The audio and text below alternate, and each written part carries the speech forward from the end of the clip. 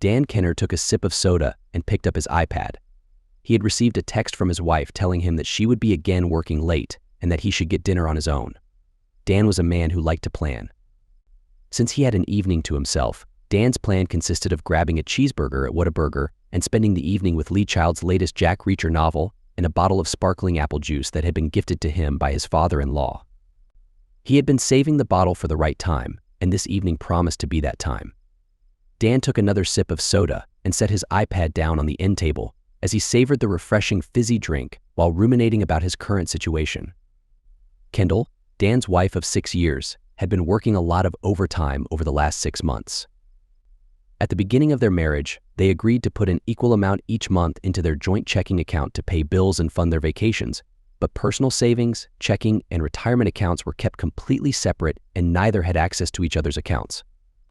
As a salaried employee, Kendall's income was not increased by the additional hours, so whether Kendall worked 40 hours a week or 60 hours a week, her income stayed the same.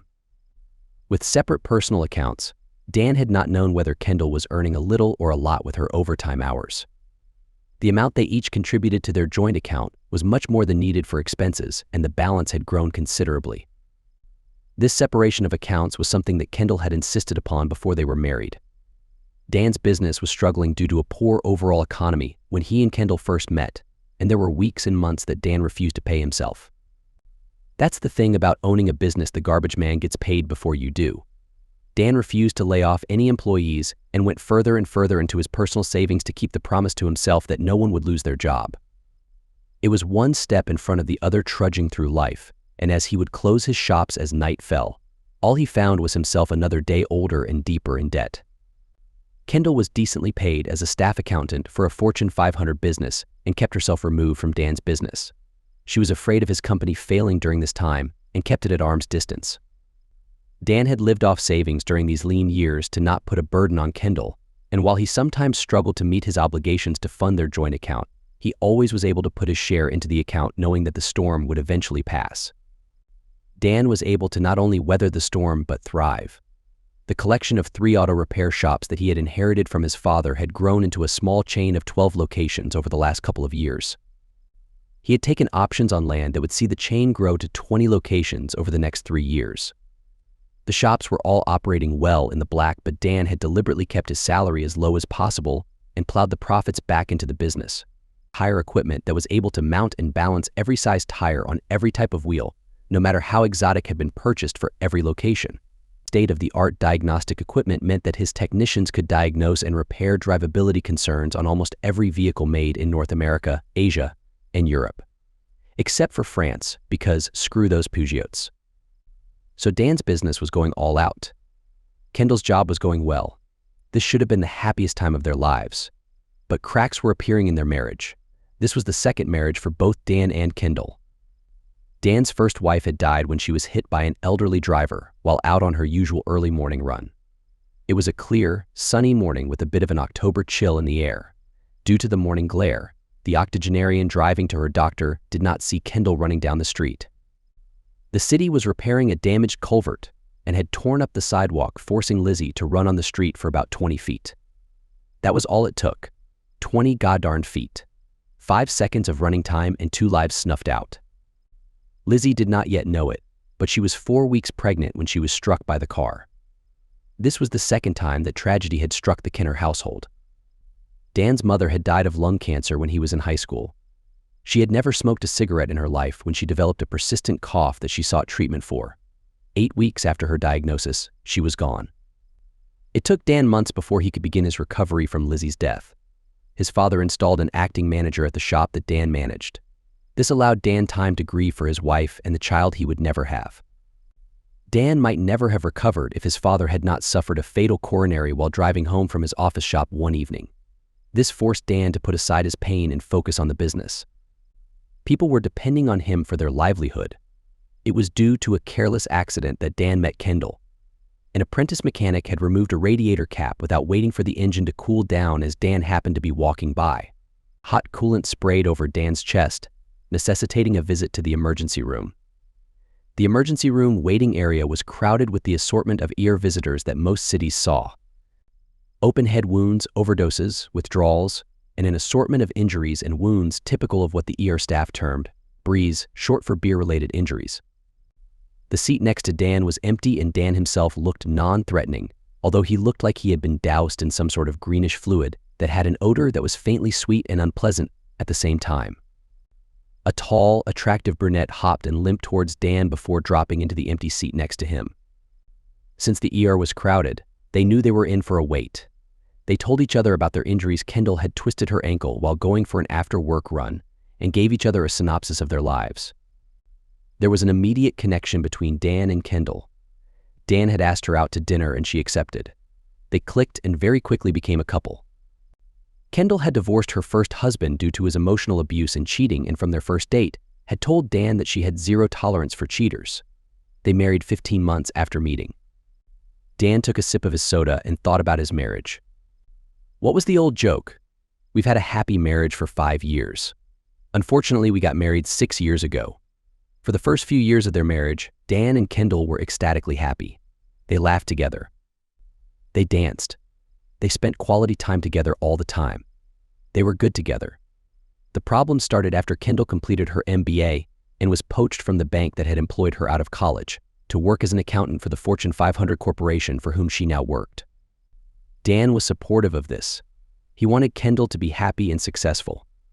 There came a point that one of the senior vice presidents was due to retire and the senior director, to whom she reported, was up for the position. That would leave the SD's position open, and Kendall felt that she had a very good chance of being promoted. She just had to show that she really wanted the job. After a few months, Dan noticed that Kendall was becoming short with him.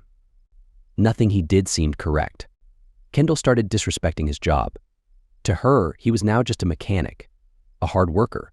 She started disrespecting him during every conversation. Her constant frustration and irritation with her husband were a divisive force in their marriage. Kendall started working overtime to stay away from Dan. When she was home, she was texting on her phone. Her phone. Gosh, how he hated her phone.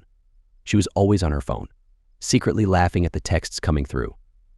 She turned her screen so that her husband could not see who she was texting or what the texts were about, sleeping with her phone under her pillow. And then things turned aggressive. Kendall had always had a bit of a temper and was quick to get upset. This usually resulted in a cutting remark or a pointed barb thrown at the target of her frustration. She had always been quick to calm down and make amends when her temper had gotten the best of her and when Dan was the focus of her anger. A month ago, during an argument that Kendall had started for no good reason, she slapped him. In over 6 years of marriage, neither Dan nor Kendall had ever raised their hand to each other. But she had slapped him, and it had shocked Dan to his core. The slap had surprised Kendall as well, because she immediately apologized and begged forgiveness. But then came the coffee cup incident. A week after the slap, Kendall was yelling at Dan because the oil change light on her BMW had come on and he had not changed the oil. Dan had explained to Kendall again that her BMW came with free oil changes for the first 3 years, so it made absolutely no sense for him to change the oil when the BMW dealer would do it for free. Kendall had yelled at Dan, "Just change the oil, jerk." That was enough of that nonsense for Dan. "I told you not to buy that car, but you just had to have that overpriced, unreliable piece of German junk. So now that you have it, it's up to you to maintain it. You schedule your own service appointment at the BMW dealer. This is on you." Kendall had become enraged. She picked up her coffee cup and hurled it at Dan's head. If he had not ducked, the phone would have hit him dead center of his forehead. He stared at Kendall in shock. She stared back at him with no expression on her face before turning on her heel and walking away without saying a word. Dan took another sip of his soda. He could hear the garage door opening, signaling Kendall's return home. Dan picked up his cell phone and sent the text and the email he had queued up. They were redundant and going to the same person and contained the same packet of information, so it did not matter which one was received first, or if one of them failed to get through. Dan was a firm believer in backup plans. As Tennessee Ernie Ford had sung so long ago, "If the right one don't get you, then the left one will." As Kendall walked through the living room, she glanced over at Dan, comfortable in his easy chair with a glass of soda in his hand. "I'm going to change, and then I need to ask you about some strange activity on the joint account." Kendall did not wait for Dan to acknowledge her statement as she marched to the bedroom. A couple of minutes later, Dan heard the shower turn on. Both Dan and Kendall had configured notifications on their bank apps to alert them of any unusual activity. Dan had received the same text notifications that Kendall was no doubt concerned about. He sighed, took a sip of his drink, and set his iPad aside as he waited for Kendall's return, which she did 15 minutes later, wearing black yoga pants and a white midriff-bearing t-shirt as she plopped down on the sofa facing Dan. Her hair was wet and slicked back from her shower, and although she had not reapplied any makeup, she was a stunningly beautiful woman. "Do you know about these deductions from the joint account?" she asked. There was a slight accusatory tone in her voice. She held up her cell phone to Dan. Their bank's app was open to the check activity of their joint checking account. The balance displayed was $12, whereas earlier in the day it had shown over $30,000. Dan nodded his head. The $12,000 payment to PDSC. That's Pendragon Security Consultants. That was to pay them to follow you around for a month and document your secret meetings with your boss. The $18,000 payment to SKD. That was the retainer to Solomon, Klein, and Davis, my lawyers, for our divorce. He took a sip of his drink and watched for Kendall's reaction. Tears came to her eyes and her mouth opened and closed like a fish out of water trying to find oxygen. Her face reddened and for a moment, Kendall seemed at a loss for words. Dan watched as her emotions played across her face. Fear turning into sadness, which then turned to anger and then back to fear. She seemed stuck, and it was only when Dan picked up his glass to take a sip of his drink that she seemed to make up her mind on what to say. "It didn't mean anything," Kendall said. "I just got caught up in something I couldn't control. I'll end it right now. I don't want a divorce. Weren't you the one who said she had no tolerance for cheaters? What did that mean to you? If you ever cheated on me, I would leave you," Kendall said, looking down at her hands which were clenched together in her lap. "That sounds like a smart decision," Dan said. "I don't want a divorce," Kendall repeated. "What did you think would happen when I found out?" Dan asked. "I didn't think you would find out," Kendall said honestly. "I thought that our affair would fizzle out and you and I would go back to normal. And the disrespect? The anger and the fighting? Was I supposed to just let that go? I never disrespected you. And there wasn't any fighting," Kendall said, her voice increasing slightly as she denied Dan's accusation. "Did you betray me in our bed?" Dan asked. Kendall gasped and her face turned pale. "Yes," she said quietly. "I didn't mean to disrespect you, though." "Oh, well, that's all right then. As long as you didn't mean to show me disrespect, then it's fine," Dan said with a hint of anger. "You betrayed your vows in our home, and you don't think that was disrespectful to me. And you said there wasn't any fighting?" Dan laughed sarcastically. "You slapped me and threw a coffee cup at my head, so yeah, there was fighting. We can get through this. I don't want a divorce," Kendall insisted. "We can work on our relationship. I'll schedule an appointment for us to see a marriage counselor." Dan shook her head. "Our marriage wasn't the problem, your infidelity was the problem. I agree that counseling is needed, but not to fix our marriage. You need to fix whatever is inside you that led to this betrayal. If your boyfriend was available, you'd leave me without a second thought. Well, I'm not going to be your second choice." "I do not want a divorce," Kendall repeated, emphatically. "You'll change your mind," Dan said with a wry smile. Kendall's phone had been buzzing with incoming notifications throughout their conversation, but she had been ignoring them as she tried to reason with Dan. As another call came in, she glanced down in annoyance. "You should probably answer that," Dan said. Kendall got up from the sofa and walked towards the main bedroom for privacy. As she walked away, Dan picked up his phone, tapped a few apps he had pre-opened, and then tapped the post button. Dan could hear Kendall's muffled voice, but he couldn't understand her until she shouted, "He did what?" A few minutes later, Kendall returned to the living room. Her face was red and angry. "You told his wife?" "You told his wife?" she exclaimed. "How dare you try to ruin his marriage? You had no right. They have 2 little boys. How could you be so mean to her? You horrible jerk. You awful person. I will never forgive you for hurting her like that." Dan looked at Kendall in confusion. "So, in your mind, he's not a horrible jerk for cheating on his wife, but I'm the horrible jerk for telling her the truth. That's some messed up logic you have, babe. You don't consider you and your boyfriend terrible people for lying and cheating on your spouses, but I'm the bad guy for exposing it." Dan shook his head and chuckled. He had read about the twisted logic of cheaters, but to see it firsthand in his own wife was unbelievable. "This is between you and me. You had no right to interfere in their marriage." Kendall shouted, her face turning crimson with anger.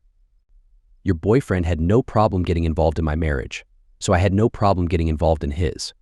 If he's cheating on her with a coworker, who knows what other people he's cheating with? She deserves to know and protect herself.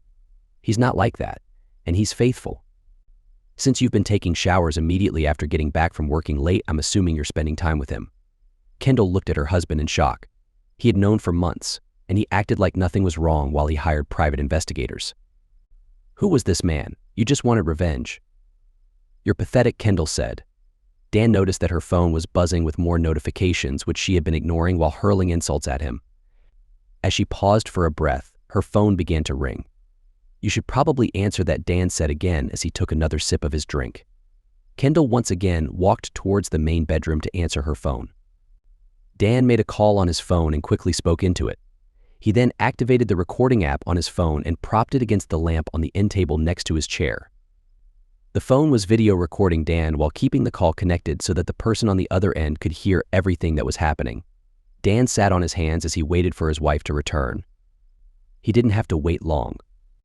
Kendall practically stormed into the living room. "You posted this on social media?" She screamed. "You posted this on social media and tagged all my family and friends? You even tagged Pastor Riley?" "Well, yes, but I also posted it on a professional platform so all your work connections could see it too." Kendall screamed in frustration and anger before throwing her phone at Dan's head. He closed his eyes as she prepared to throw and braced himself for impact. When it came, it was worse than he expected. He almost lost consciousness when the phone hit his forehead, but he managed to stay alert. He knew she was going to do something, and restraining himself from retaliating was one of the hardest things he had ever done. Kendall lunged at him and began hitting him in the face. Dan could feel his lips split and taste the metallic tang of blood in his mouth. She hit him in the nose, causing his vision to blur for a moment. Finally, it reached a point where he couldn't bear it anymore and gently pushed her away as he stood and stepped a few paces back, putting a piece of furniture between them. If the 911 operator he had called did their job correctly, he only had to wait a couple more minutes for the police to arrive.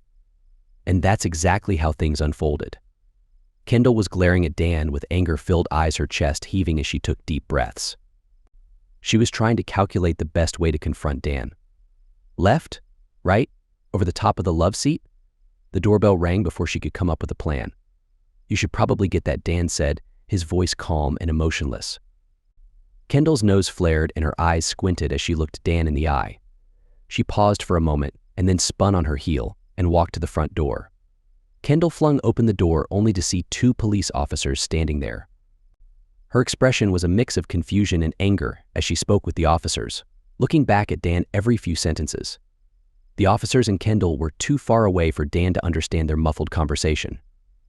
He could see Kendall gesturing and pointing her finger towards him. Dan could see Kendall step aside and allow the officers to enter their home. She escorted one of the officers away from the living room and towards the kitchen. The other officer approached Dan. "Mr. Kenner, I'm Patrolman Diaz and my partner is Patrolman Agnew. Your wife said that you have been aggressive towards her tonight. Can you explain what's happening?" "Did you hurt her?"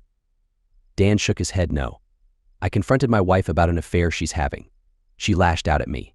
Dan pointed to his face. He could feel the blood on his face from being hit by the thrown cell phone. He could also feel his split lip. "I'm the one who called 911. She's been getting aggressive lately. She slapped me a month ago, and then a week later, threw a coffee cup at my head. It missed me, but if it hadn't, I could have been hurt. I recorded the confrontation tonight. Would you like to see the video?" Patrolman Diaz was definitely interested in watching the video. Dan made several tapping moves on his iPhone and then handed his phone to the police officer. Patrolman Diaz watched the video in silence, raising his eyebrows at the scene of Kendall charging at Dan. The police officer looked at Dan skeptically. "It looks like there was a conversation before the recording. Did anything happen there that might have escalated the situation?" Dan shrugged. "She found out that I had a private investigator following her for a month and that I had passed on the findings to her affair partner's wife. She wasn't happy about that." The police officer chuckled. "You don't do things halfway. Do you, as the guy said, I light my path forward by using the lessons of my past." "Okay, Dylan McKay." The officer shook his head and smiled. His partner exited the house and they conferred with each other. The other officer shook his head and nodded towards Dan. Patrolman Diaz played the video on Dan's phone for his partner. His partner rolled his eyes and shook his head. Kendall had given a very different explanation, but she wasn't aware that she had been recorded. Patrolman Diaz walked back to Dan.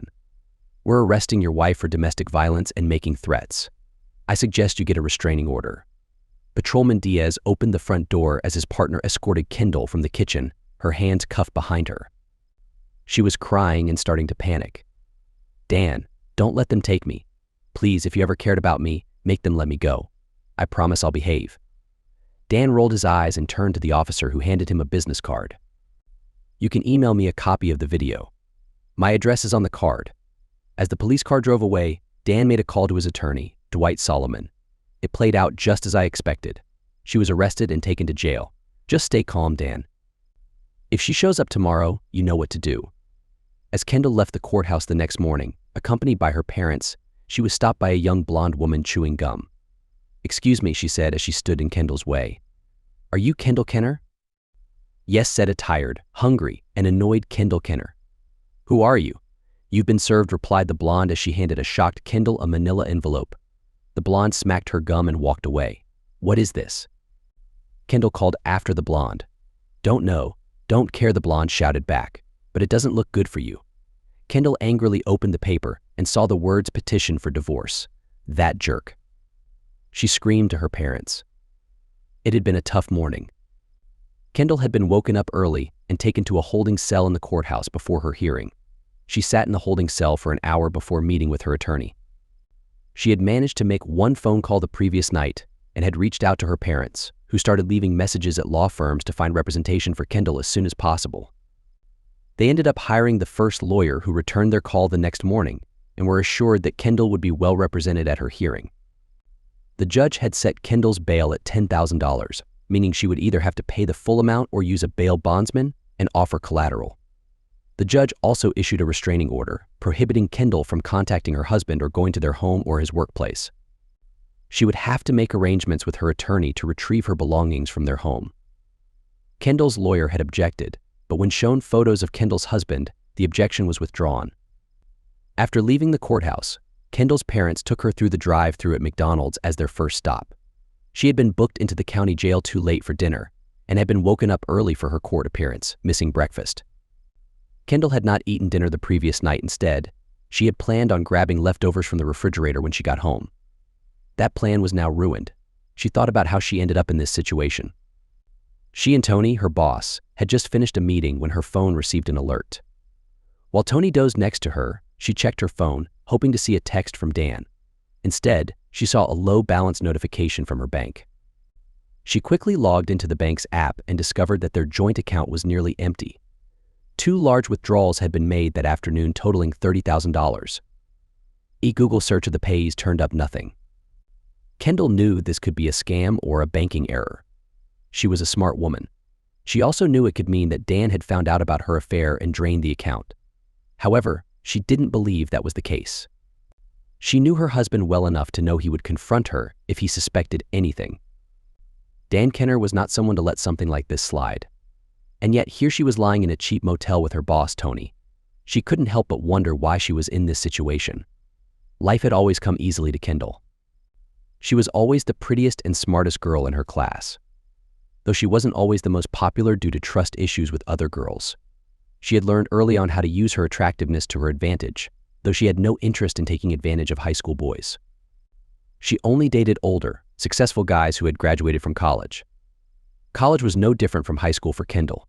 She graduated with a finance degree in 4 years. Law school was a consideration, but she knew she wasn't a strong enough student. You couldn't charm your way through law school. Married life was a revelation for Kendall. She loved Kyle and wanted to do anything to make him happy in every aspect of their lives. Kendall and Kyle were perfect together. Until they weren't. They had been married for 4 years and were actively trying for a baby, although they hadn't been successful yet. In the middle of their 4th year of marriage, Kyle was offered the opportunity to attend a month-long training class by alcohol, tobacco, and firearms. It would be an excellent addition to his resume and increase his chances of promotion. Going was an easy decision. Kendall was fine during the first week of Kyle's absence, feeling a little lonely, but nothing alarming. The second week was a bit tougher as her loneliness combined with her hormonal changes, making her more horny than usual. By the 3rd week, Kendall was going crazy, masturbating twice a day. During the last week, she agreed to go out for drinks with Bill Williams. Bill, or Square as he was commonly known, was Kyle's former partner at the sheriff's department. Kendall wasn't sure what had caused their falling out, but she accepted the invitation for drinks, hoping to mend fences. Plus, Bill was an attractive man, and she was lonely. What harm could it do?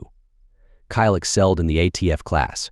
He was at the top of the standings, which meant he had the option to take the final exam early. If he passed, he could leave early. If he failed, he had to stay for the rest of the class. Kyle aced the exam and 3 hours later was on an airplane heading towards DFW to surprise his wife. It was 4 a.m. when the Uber dropped Kyle off in front of his darkened house. He recognized the car of his ex-partner, Square, in the driveway. A cold feeling gripped Kyle's heart as he unlocked his front door and entered the house he shared with Kendall. He left his suitcase by the front door as he walked softly towards the bedroom. Kyle took out his phone and began filming the couple as they slept. After 30 seconds or so of filming, he took a few photos and then put his camera away. Kyle then walked around to Square's side of the bed until tonight. Kyle sighed and clasped his hands together, interlocking his fingers. He then raised both hands above his head and with all his strength, drove his joined hands downward onto him. The blood-curdling scream that erupted from Square woke Kendall from her deep sleep. She was frightened and confused as she came awake. She saw Bill crying. She saw her husband standing over them, but for a moment her brain could not process what was happening. And then it all clicked into place. Kendall looked at her husband with a terrified look on her face. The horror of what was happening was slowly being understood by her. Her husband looked down at her. His face was red with fury as he looked at his soon-to-be ex-wife. "I'll be back at 3 to get my things. I should be done by 6. Don't be here during that time. I won't be responsible for my actions if I see you, and you're not worth going to jail or losing my job." Kyle grasped Square by his hair and pulled his face up to look into his eyes. "You sorry piece of trash. I'm sending a copy of the video to your wife and HR. You may as well go in and resign today because your career is over and so is your marriage." Kyle gave him one final punch to the nose, not hard enough to break it but hard enough to ruin. He turned on his heel and left his home and Kendall. Kendall sighed as she remembered how hurt Kyle had been by her cheating. Her big, strong husband was devastated, and she was afraid he would never recover. He had refused every one of her attempts to contact him. He would not see her or speak to her. The divorce happened, and her parents supported her, explaining that it was not her fault. Kyle must have had a violent streak to do that much damage to Bill. His violent streak would have doomed their marriage sooner or later. Her story evolved to one of neglect and mistreatment on his part. Hadn't he shown his violent tendencies when he confronted Bill? As Kendall and her parents rewrote history to make herself the victim, she became the hero of her story. The brave girl who did what she had to do to escape the brute that her husband had become. Only one time was her fiction thrown in her face. Kendall was shopping at Ingstrom's in Dallas when she came face to face with her ex-husband. He was with a tall, lean, gorgeous woman. She had red hair and the body of an athlete. She looked vaguely familiar. She was pushing a pram. Kendall's eyes had widened at seeing her ex-husband for the first time in 5 years. "Hi, Kyle," she stammered. "Hello, Kendall," he replied tonelessly. She had stuck out his hand towards the woman. "Hi, I'm Kendall. I used to be married to Kyle." "Oh, yes. I've heard all about you," the woman replied as she shook Kendall's hand. Kendall had flushed at that. "I'm sure nothing good. Some good. Some not so good," the woman had replied. "I'm Corey Calloway. I'm Kyle's wife. This is our son, Kyle Jr." Kendall had looked down at the sleeping infant. The hardest thing she had ever done in her life was keeping a smile on her face as she looked at her ex-husband's new family. "He's a beautiful baby. You're a lucky woman to be married to Kyle. He's a good man." "It was good seeing you again, Kyle." Kyle had just looked at her with contempt, grabbed the woman by the hand, and strolled to the men's department as they pushed the pram along. A few days later, while watching the local evening news, Kendall was shocked to find the news anchor was the woman that she had seen with Kyle. That's why she looked familiar.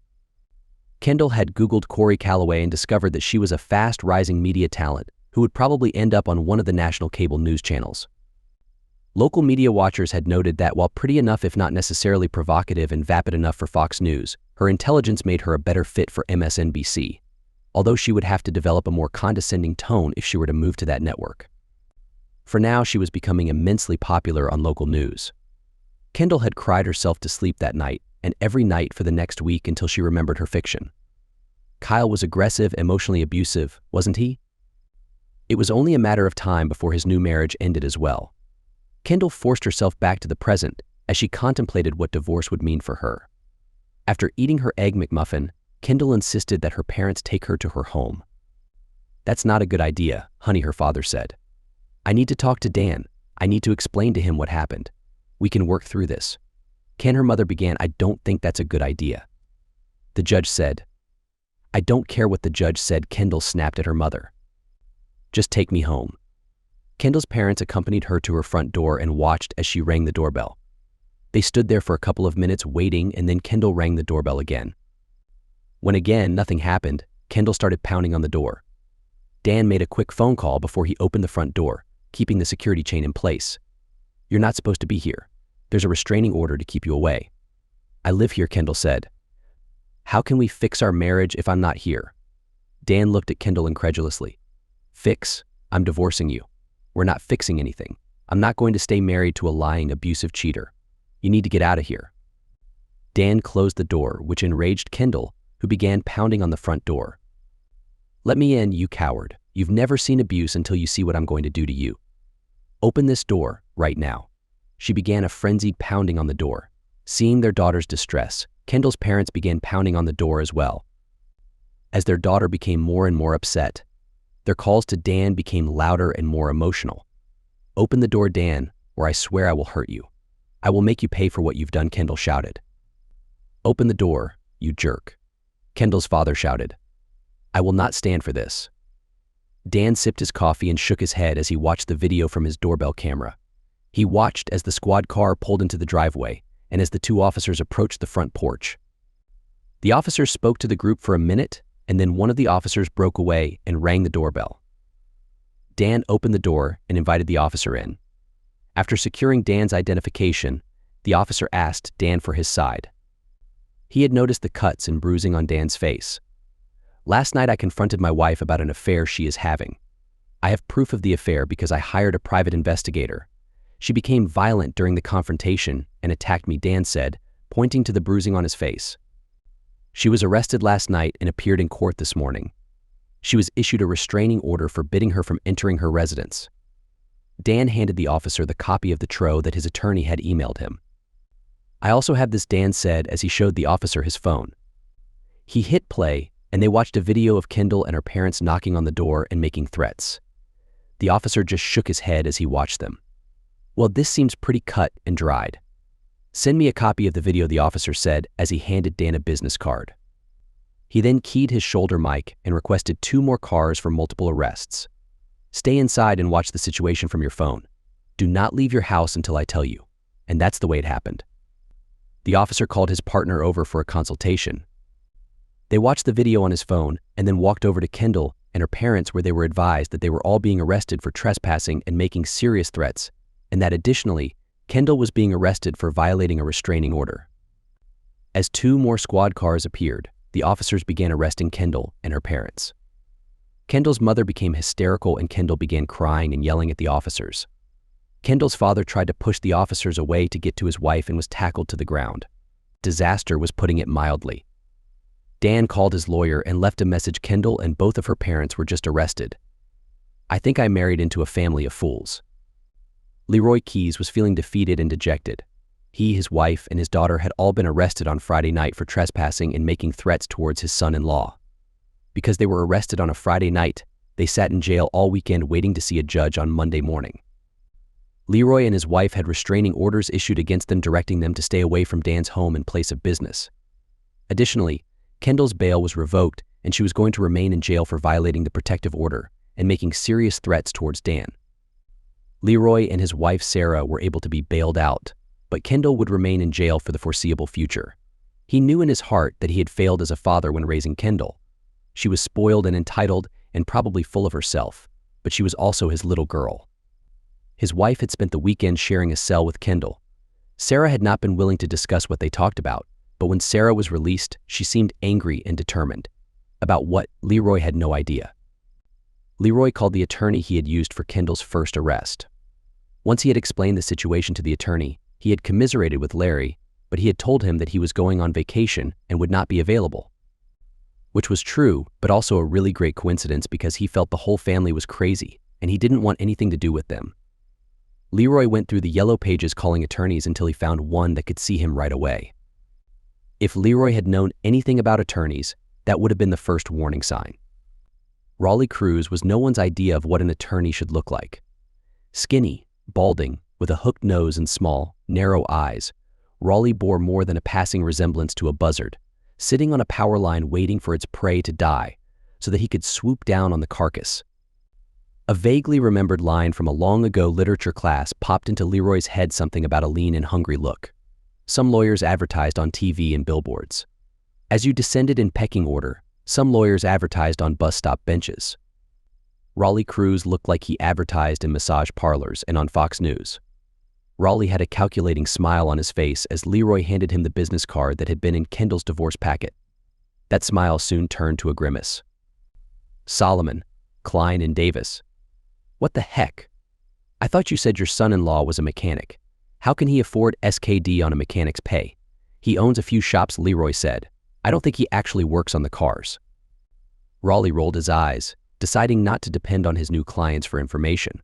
He turned to his computer and did a quick Google search of Dan Kenner of Kenner Automotive. 12 locations. Nice. This looks promising. His business has 12 locations.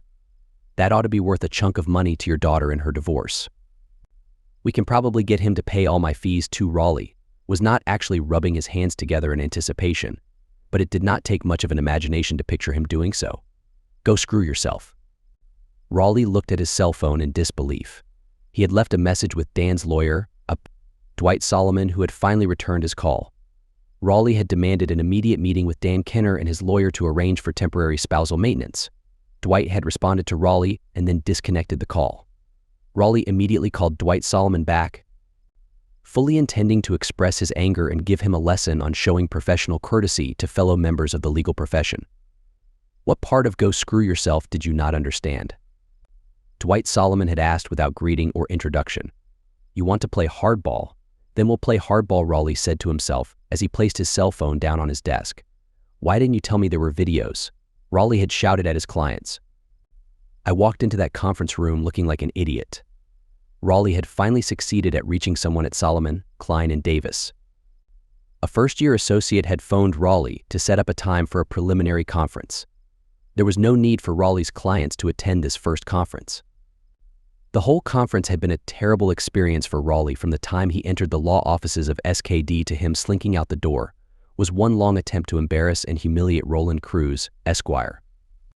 It began when Raleigh walked into the reception area and gave his name to the receptionist. He thought that if a dog turd left to dry on the sidewalk had suddenly sprouted arms and legs, grabbed a briefcase, and announced its intention to practice law, it would not have been received with any less warmth than Raleigh had been. He had been directed away from the waiting area and into a small conference room and advised that someone would come for him shortly. Come for him. She had actually said that someone would come for him as if he were a stick to be thrown to a dog. Raleigh sat stewing in the small room for 20 minutes before someone arrived.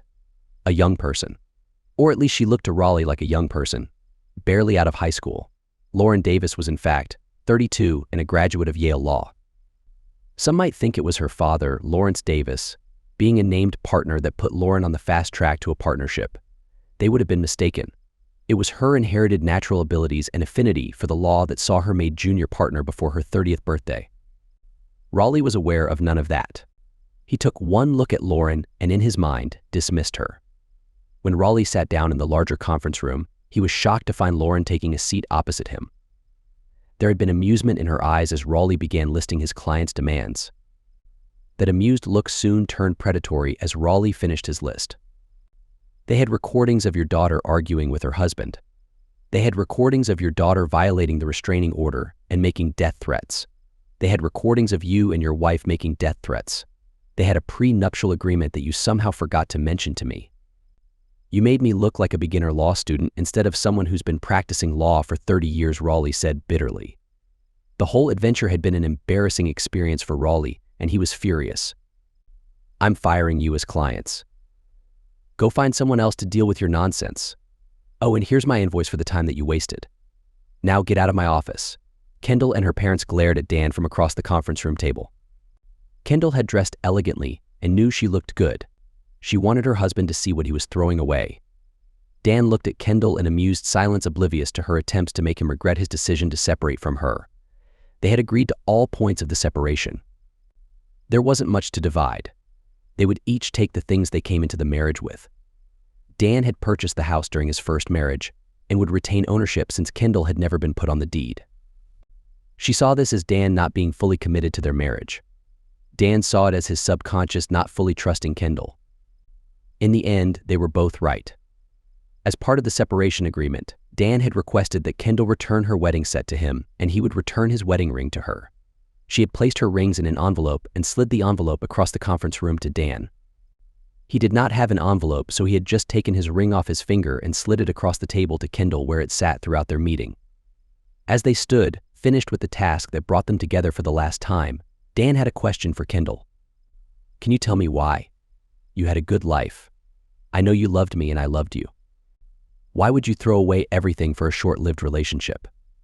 Kendall sighed and looked up for a moment before looking at Dan. "I don't know. Boredom? Restlessness? Increase my odds of getting promoted. Maybe a bit of all three. What do you want me to say, Dan? Do I regret being unfaithful to you? I regret getting caught?